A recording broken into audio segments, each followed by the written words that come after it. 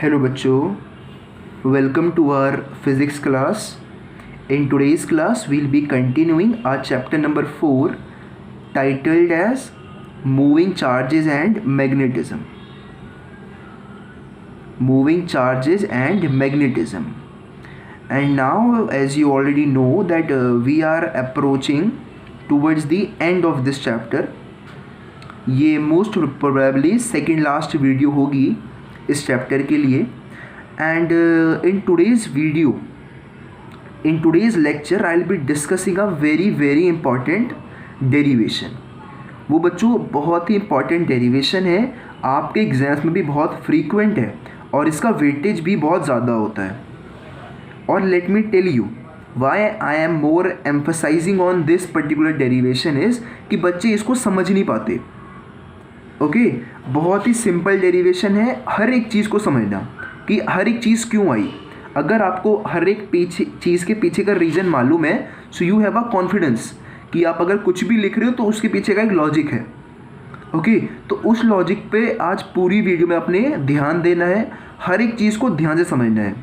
So that is the reason in the very beginning I have told you कि बच्चों do not let your attention deviate from the video. पूरी video को बहुत ही ध्यान से समझना. ओके बहुत ही सिंपल ये डेरिवेशन है, बस आपने हर एक चीज़ को बहुत ही ध्यान से समझना है. सो ये बात करते हैं कि डेरिवेशन क्या है. डेरिवेशन है कि हमें टॉर्क निकालना है. Torque on a current carrying loop in a magnetic field. यानी कि आज हम क्या निकालने वाले हैं बच्चों, टॉर्क निकालने वाले हैं एक ऐसे लूप पर जिसमें से करंट फ्लो हो रहा है और उसको हमने एक मैग्नेटिक फील्ड के अंदर रखा है. सो टॉपिक बहुत ही इंटरेस्टिंग है, बहुत ही सिंपल है, आपको भी इंटरेस्ट आएगा क्योंकि देखो हमने अभी तक प्रीवियस वीडियोस तक सीखा है फोर्स निकालना. That is the force that acts on a current carrying conductor placed in a magnetic field. ठीक है. सो आज हम क्या निकाल रहे हैं, टॉर्क निकाल रहे हैं. Torque means rotational force. ठीक है. सो बहुत ही इंटरेस्टिंग टॉपिक है, बस आप टॉपिक को पहले समझ लो क्या करने वाले हैं. टॉर्क निकालेंगे किस पर, एक करंट लूप पर. लूप मतलब होता है कोई भी क्लोज्ड डायग्राम. ठीक है, कोई भी क्लोज सरफेस उसको लूप बोलते हैं आप. You can take off any shape but मैं आज इसको रेक्टेंगुलर लेने वाला हूँ. हम अपनी डेरिवेशन के अंदर इसको रेक्टेंगुलर लूप मानते हैं. ठीक है, जो हमने कहाँ रखी है, एक मैग्नेटिक फील्ड के अंदर रखी है.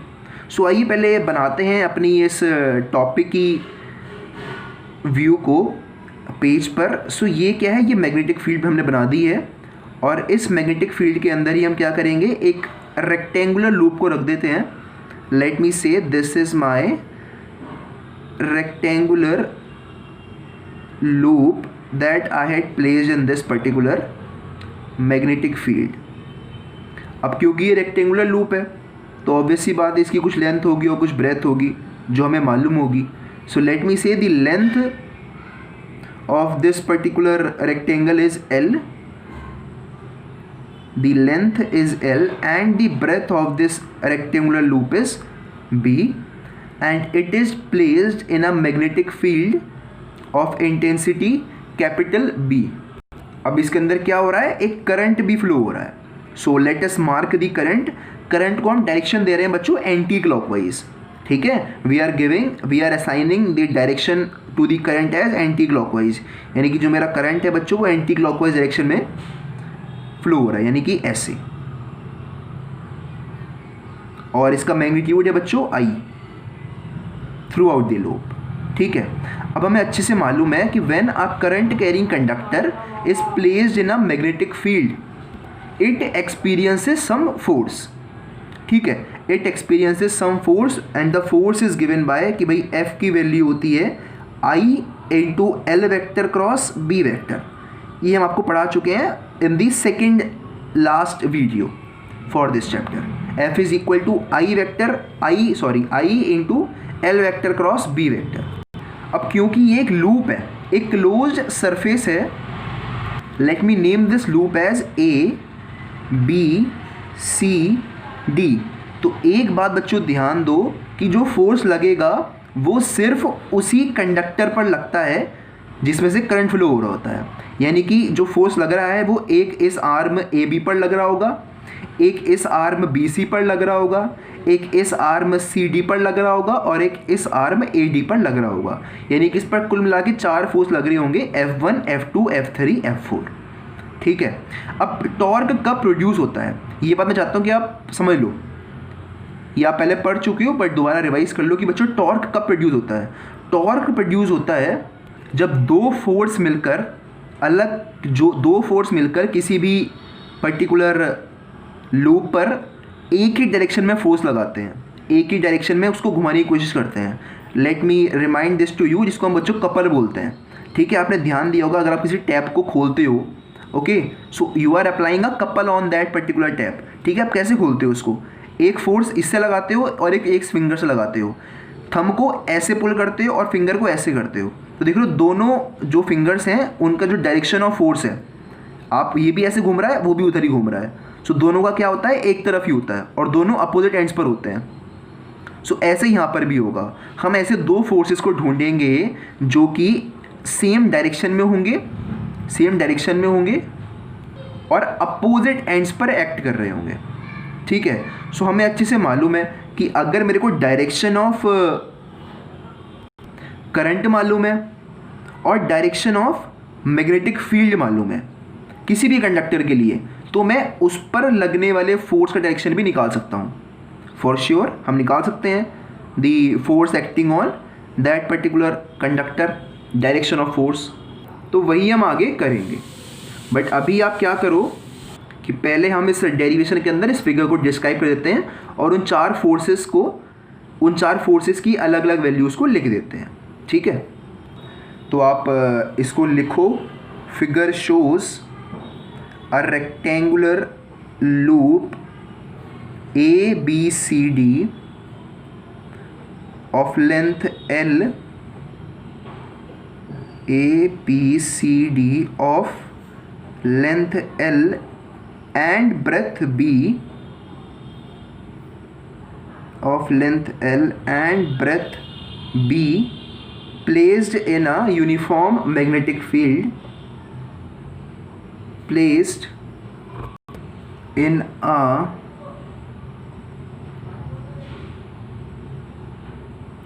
uniform magnetic field B।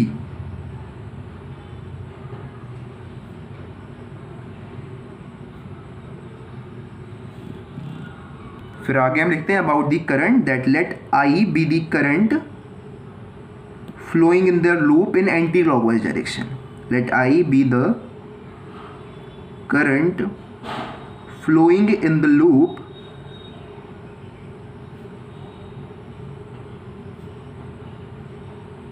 in anti-clockwise direction.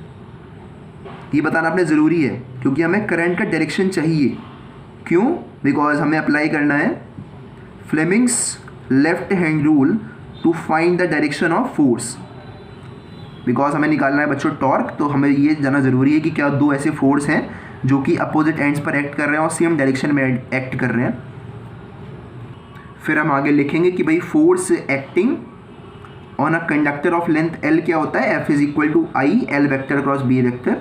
सो उसके लिए हम डायरेक्टली लिख देते हैं कि force acting on the loop AB, force acting on the loop AB, ये वाला loop, on the section of the loop. So आप लिखो force acting on the arm AB of the loop, वो ज़्यादा अच्छा होगा। On the arm AB of the loop, it's more precise. So कितना force लगेगा बच्चों, इसकी लेंथ क्या है, L है, रेक्टेंगल है तो जो लेंथ यहाँ होगी वही लेंथ यहाँ भी होगी। तो F is equal to current flow कर रहा है I had mentioned it over here, so I is the current, L is the length, so L vector, and B is the magnetic field, so L into B vector. So this is the force acting on the arm AB of the loop. अब देखते हैं इसका direction क्या होगा। अभी direction ही important है because यहाँ पर हम टॉर्क की बात कर रहे हैं, डायरेक्शन बहुत इंपॉर्टेंट है फोर्सेस का निकालना।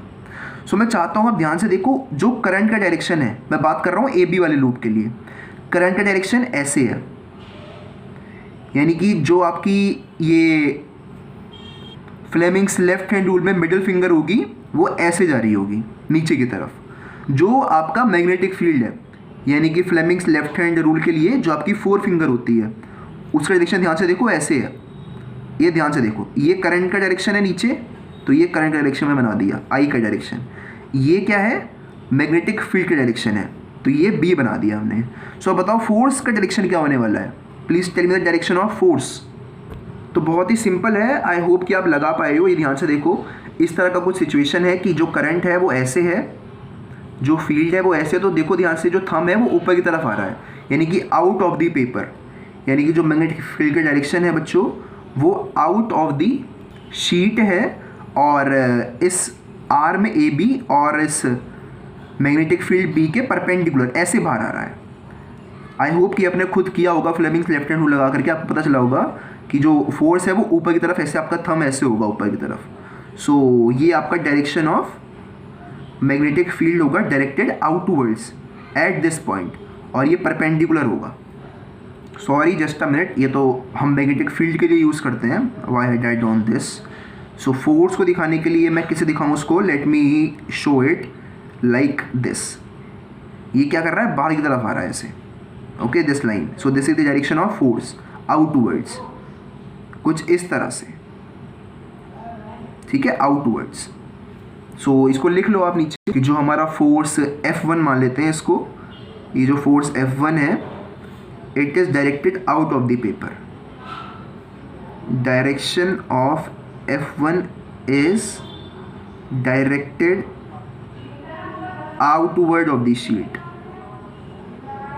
सिर्फ आपको ध्यान मतलब आपको याद रखने के लिए मैं इसको लिखवा रहा हूँ। कैसे ये निकाला हमने, फ्लेमिंग्स का लेफ्ट हैंड रूल लगा करके निकाला, ठीक है।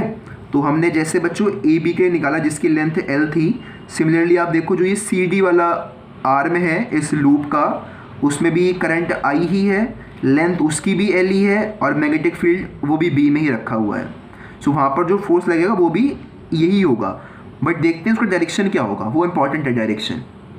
तो आप लिख सकते हो similarly force acting on the loop, similarly force acting on the arm CD of the loop। CD पर कितना फोर्स लगेगा, मानते हैं हमने इसको F2 मान लिया। सो F2 की वैल्यू क्या होगी बच्चों, देखो करंट सेम है, लेंथ भी दोनों की सेम है, और जो मैग्नेटिक फील्ड है वो भी सेम है। तो ध्यान से देखो, मैग्नीट्यूड दोनों का बराबर है, यानी कि फोर्स तो सेम आ गए, बट क्या ये टॉर्क बनाएंगे, वो हमें बताएगा डायरेक्शन ऑफ F2, कि अगर डायरेक्शन ऑफ F2 सेम हुआ डायरेक्शन ऑफ F1 के, तो जो हमारा ये दोनों फोर्स हैं they will constitute a torque. So for direction of F2 I want you to move back to the figure, और ध्यान से देखो इस बार जो डायरेक्शन ऑफ द करंट है वो अपवर्ड्स है, direction of the current is upwards, direction of magnetic field is again this side. So अब आप फ्लेमिंग्स का लेफ्ट हैंड रूल अगर बच्चों अगर लगाओगे तो आपको पता चलेगा कि जो अब आपका फोर्स आएगा, जो आपका फोर्स आएगा उसमें आपकी ये आपका करंट है, यानी कि जो मिडिल फिंगर है वो उसको ऐसे रखना, जो 4 फिंगर है उसको ऐसे रखना, फिर जो आपका थंब होगा वो नीचे की तरफ जा रहा होगा, वो नीचे की तरफ पॉइंट कर रहा होगा। आप ध्यान से देखना, अभी लगाओ लेफ्ट हैंड रूल को और आप देखना आपका जो थंब है that will be pointing downwards, यानी कि जो आपका फोर्स है वो अंदर की तरफ एक्ट करेगा, पेपर के अंदर एक्ट करेगा। ओके, सो आप ध्यान से देखना, यहाँ पर जो ये वाला फोर्स है ये पेपर के अंदर एक्ट करेगा कुछ इस तरह से, and it will be perpendicular to this plane containing B and I. So आप ध्यान से देखो, तो जो ये फोर्स है दोनों, ये दोनों ही इक्वल एंड और एक ही डायरेक्शन में एक्ट कर रहे हैं। आप ध्यान से देखो, जब हम एक टैप को रोटेट करते हैं तो मेरा एक फोर्स लग रहा होता है ऐसे और एक अंदर की तरफ, तो यहाँ भी ऐसे ही हो रहा है। ध्यान से देखो, एक फोर्स बाहर एक अंदर, एक बाहर एक अंदर, डायरेक्शन दोनों का सेम है। सो यही दोनों फोर्स मिलकर एक टॉर्क को कॉन्स्टिट्यूट करने वाले हैं, ये हमें यहाँ पर दिख गया है। सो आप इसके नीचे लिख लो कि भाई F2 is directed into the sheet, F2 is directed into the sheet। चलो भाई, 2 आर्म का काम तो हो गया। अब देखते हैं कि क्या ये जो बचे हुए 2 आर्म है ये भी कुछ रोल प्ले कर रहे होंगे टॉर्क के लिए, बिकॉज इधर से भी करंट फ्लो हो रहा है, ये भी मैग्नेटिक फील्ड में रखे हुए हैं, तो इन पर भी कुछ फोर्स ज़रूर लग रहा होगा। So for the arms BC and AD what I want you to do is कि आप दोनों पर फ्लेमिंग्स का लेफ्ट हैंड रूल लगाओ। इस बार जो ये करंट है ये बच्चों, ये पहले समझो कि जो हमने रेक्टेंगुलर लूप रखा है ये ऐसे रखा हुआ है। Let me show you. तो ये लूप कुछ इस तरह से रखा हुआ है। ये पर रेक्टेंगुलर की वही शीट है, ये उसका आर्म AB, ये AD वाला, ये DC वाला, और नीचे वाला ये BC, और जो मैग्नेटिक फील्ड है वो ऐसे इसके आर पार जा रही है ऐसे। ओके, सो आप ध्यान से ऑब्जर्व करो। सो यहाँ पर जो डायरेक्शन ऑफ करंट है वो आप नीचे वाले लूप के लिए बात कर रहा हूँ, BC के लिए बात कर रहा हूँ मैं, तो नीचे वाले लूप के लिए आप जो डायरेक्शन ऑफ करंट है वो ऐसे लोगे इधर, और मैग्नेटिक फील्ड आगे लोगे, तो देखना आपका फोर्स किधर आएगा। सिमिलरली आप ऊपर वाले लूप के लिए जब लगाओगे तो डायरेक्शन ऑफ करंट इधर लोगे, ऐसे आ रहा होगा करंट इस डायरेक्शन में, मैग्नेटिक फील्ड अब भी आगे उधर ही होगी, और फिर देखना आपका जो थंब है वो किधर पॉइंट करता है। सो आपको पता चलेगा कि दोनों ही केसेस के अंदर जो फोर्स एक्ट कर रहा है on the arm BC and on the arm AD दोनों ही बराबर हैं, क्योंकि दोनों की लेंथ बराबर है, इसकी लेंथ भी B है, इसकी लेंथ भी B है, करंट दोनों में I फ्लो कर रहा है, और दोनों के लिए जो मैग्नेटिक फील्ड है वो भी B है। सो दोनों पर फोर्स तो बराबर ही एक्ट कर रहा है, बट जो दोनों का डायरेक्शन है वो क्या है, वो अपोजिट है। The direction of two are opposite, यानी कि आप देखोगे कि AD वाले लूप के लिए जो फोर्स होगा वो ऊपर की डायरेक्शन में होगा, और जो इसके फोर्स होगा वो नीचे की डायरेक्शन में होगा। सो अब ये तो भाई कुछ कर नहीं देंगे, दोनों ही इक्वल हैं और अपोजिट हैं, so the two will cancel each other. Okay, यानी कि इस आर्म BC और इस आर्म AD ने कुछ भी कंट्रीब्यूट नहीं किया ओवरऑल टॉर्क के लिए। ओवरऑल टॉर्क के लिए जिसने कंट्रीब्यूट किया वो सिर्फ और सिर्फ AB और DC थे। सो इसको लिख लो कि भाई force acting on the arm BC and force acting on the arm DA, force acting on the arm BC and on the arm DA are equal and opposite, therefore cancel each other, are equal and opposite therefore cancel each other। यानी कि हमने AD और BC वाले loop का काम अब यहाँ पर ख़त्म हो गया है, अब काम रह गया सिर्फ और सिर्फ AB और DC वाले लूप का। ओके, सो यहाँ पर आप लिख देना नीचे कि अब जो हमारा फोर्स F1 था due to the arm AB, और जो फोर्स F2 था due to the arm CD, now they will form a couple and will try to rotate the loop in anti clockwise direction.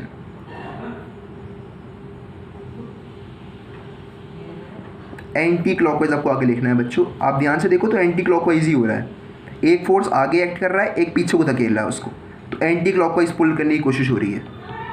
क्योंकि ध्यान से देखो यही मेरे पास वो शीट थी, तो एक फोर्स जो इस पर एक्ट कर रहा है वो ऐसे घुमाना चाह रहा है, आगे की तरफ एक्ट कर रहा है, यानी कि इसको ऐसे पुल कर रहा है, और जो दूसरा फोर्स है वो ऐसे एक्ट कर रहा है ऐसे पीछे की तरफ, तो इसको एंटी क्लॉकवाइज देखो घुमाने की कोशिश करी जा रही है, ऐसे ऐसे करके घूमेगा ये हमारा मैग्नेटिक फील्ड के अंदर, ये ऐसे करके घूमेगा। So now let me show you the same thing with a more precise way. अब मैं क्या कर रहा हूँ, उस शीट का सिर्फ ऊपर का हिस्सा आपको दिखा रहा हूँ, सिर्फ ऊपर का हिस्सा, ये वो आर्म उस रेक्टेंगल की जो आर्म AD थी ना ऊपर वाली, सिर्फ वो है, नीचे का सब मैंने हटा दिया। ठीक है, AD क्यों, क्योंकि एक फोर्स इस आगे घुमाएगा और एक पीछे लेके जा रहा है, ऐसे करके दो फोर्स लग रहे हैं, एक फोर्स F1 लग रहा है यहाँ पर, ठीक है, आगे घुमाएगा इसको, और एक फोर्स F2 लग रहा होगा जो इसको पीछे की तरफ धकेलेगा। मतलब मेरा मतलब क्या है, आप इस अगर इस लूप को ध्यान से देखो तो मैंने अब क्या किया, नीचे के सबको हटा दिया, सिर्फ इस ऊपर वाली लूप को रखा है, और दो फोर्स ले लिए हैं F1 F2, F1 आगे की तरफ एक्ट कर रहा है और F2 पीछे की तरफ एक्ट कर रहा है, तो मैंने वो दोनों ही फोर्सेस यहाँ पर ले लिए हैं। तो अब इन दोनों का लीवर आर्म ले लेते हैं, दैट इज़ वो पॉइंट जहाँ से रोटेट होगा। सो ध्यान से देखो, ये जो पॉइंट है यहाँ से रोटेट हो रहा होगा, ओके, जो ये रोटेशन है, जो इसका लीवर आर्म है वो यहाँ पर होगा. So let me tell you one thing कि let us name this point as N. ठीक है, जहाँ पर हमारा axis of the lever arm है, और हमें डी एन की वैल्यू निकालनी है, यानी कि जो मेरा टॉर्क होगा. तो जो टॉर्क होता है हमें अच्छे से मालूम है भाई, टॉर्क होता है फोर्स, आइदर फोर्स या क्या F1 ले लो या फिर F2 ले लो. मैं F1 ले लेता हूँ, into the lever arm. So lever arm आपका कौन सा है बच्चों? DN है. सो F1 इंटू DN, ये आपका टॉर्क होने वाला है. सो ये जो लूप था, क्योंकि ये एक मैग्नेटिक फील्ड के अंदर रखा हुआ था, सो लेट मी कंसिडर कि जो angle between the magnetic field और the angle between them as theta. So ये एंगल मेरा थीटा हो जाएगा और ये एंगल 90 डिग्री है. सो आप ध्यान से देखो तो ये एक राइट एंगल ट्रायंगल है. ये उसका बेस है, ये उसका परपेंडिकुलर है और ये उसका हाइपोटेन्यूस है. ये लेंथ ऑफ दिस आर्म. ठीक है, आप थोड़ा इसको यहाँ भी शिफ्ट कर सकते हो, इस मैग्नेटिक फील्ड लाइन को आगे शिफ्ट करोगे तो पूरी AD आपकी हाइपोटेनियस बन जाएगी. AD की लेंथ क्या थी बच्चों? B लेंथ थी इसकी, आपको याद हो तो. ठीक है, सो अगर मुझे निकालना है DN, तो आप ध्यान से देखो कि साइन थीटा होता क्या है. किसी भी राइट एंगल ट्रायंगल में साइन थीटा होता है बच्चों perpendicular upon hypotenuse. Perpendicular upon, तो मेरा परपेंडिकुलर इस बार DN है और हाइपोटेनियस क्या है मेरे पास? ये आर्म AD जिसकी लेंथ क्या है? B. तो DN अपॉन B. तो ध्यान से देखो जो DN की वैल्यू है वो B साइन थीटा है. आई होप आपको कोई दिक्कत नहीं है इसमें कि DN की वैल्यू B साइन थीटा है. थीटा क्या है? Angle between magnetic field and this arm AD. ठीक है, सो हमने क्या किया? F1 आपको मालूम है क्या है F1 की वैल्यू बच्चों? I into L vector cross B vector multiplied by DN. DN की वैल्यू आपके पास है B साइन थीटा. अब ध्यान आपने यहाँ देना है. बच्चे यहाँ पर कंफ्यूज होते हैं कि वो समझते हैं कि ये जो हम L और B ले रहे हैं, ये L हम इस वाले आर्म का ले रहे हैं. नहीं, ये हम जो L ले रहे हैं ये इन दो आर्म्स का ले रहे हैं जिसका फोर्स हमने लिया है. ये ध्यान से देखो, हमने जो F1 लिया है वो force on the arm AB है. वो force on the arm AB है, यानी कि जो आर्म यहाँ पर है ऐसे रखा हुआ, ये रेक्टेंगल ऐसे तो होगा, ऐसे फिर ऐसे फिर ऐसे. तो हमने AB लिया है और ये वाला लूप लिया है. ठीक है, सो AB का L वेक्टर ऐसे है, ऐसे, और B वेक्टर ऐसे है. तो L और B में कितना एंगल हुआ? 90 डिग्री का. आई होप आप देख पाए इसको कि AB का L वेक्टर ऐसे है, B वेक्टर ऐसे है, तो दोनों के बीच का एंगल कितना हुआ? 90 डिग्री. सो इसको आप ले सकते हो, टॉर्क की वैल्यू होगी ILB साइन थीटा. थीटा की वैल्यू क्या है? 90 degree. I hope that is clear. तो sine 90 multiplied by B sine theta. तो ध्यान से देखना, साइन 90 की वैल्यू 1 होती है. बचा क्या क्या? I. ये देखो ध्यान से, ये क्या है? L into B, length into breadth. क्या होता है ये? किसी भी रेक्टेंगल के लिए लेंथ इंटू ब्रेथ क्या होता है? एरिया ऑफ द रेक्टेंगल, मतलब एरिया ऑफ द लूप. सो यहाँ पर L ये वाला और B ये वाला, small l and small b when multiplied with each other will give you area of the loop. So A B as it is, और ये 1 हो जाएगा. बचा क्या? Sine theta, where theta is the angle between the loop AD and magnetic field. So torque is equal to IAB sin theta. लिख लो इसको कि भैया A क्या है? A है L into B, that is area of the loop. ABCD loop जो था उसका एरिया है ये.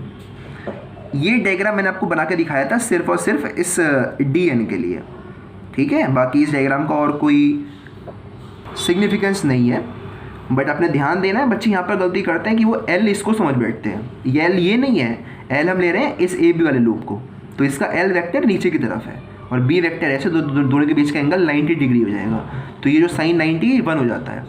तो जो यहाँ पर ये साइन थीटा आता है, ये आता है इसकी वजह से, इस DN की वजह से.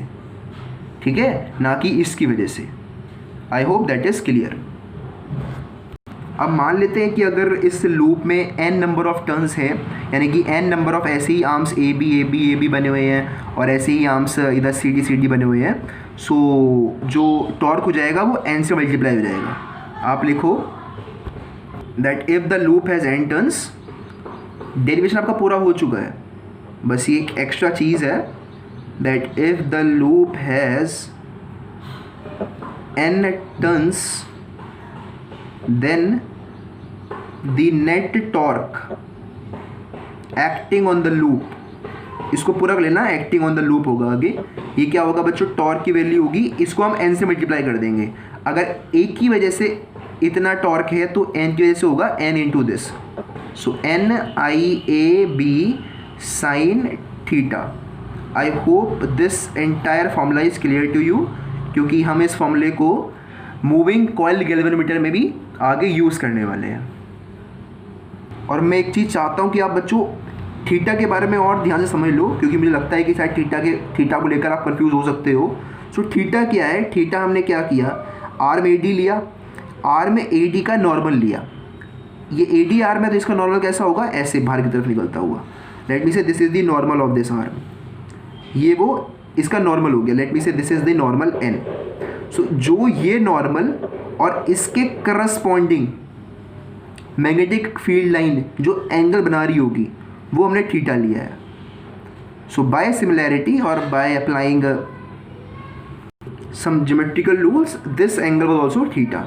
सो ये थीटा क्या है, theta is the angle between the normal of the loop and the magnetic field. ध्यान रखना इसको, क्योंकि मैं इसको आगे जब MCG में यूज़ करूँगा सो वहाँ पर आपने समझ जाना है कि भाई थीटा क्या है, थीटा में कंफ्यूज नहीं होना वहाँ पर। थीटा क्या है, angle between the, and therefore I hope this entire derivation is clear to you. बच्चों ध्यान रखना कि ये जो NIA है ये एक्चुअली में एक चीज़ का फॉर्मूला और होता है जिसको हम बोलते हैं डाइपोल, मैग्नेटिक डाइपोल मोमेंट का, NIA। इसको आप आगे पढ़ोगे, आपने पढ़ा नहीं है अभी ये, और इस बार फॉर द सेशन 2020 आपका सिलेबस में भी नहीं है, बट स्टिल ये तो आपके सिलेबस में है, तो मैं इसको लिखवा रहा हूँ आपको कि भाई जो मैग्नेटिक डाइपोल मोमेंट होता है, M क्या होता है, मैग्नेटिक डाइपोल मोमेंट, उसकी वैल्यू होती है बच्चों NIA।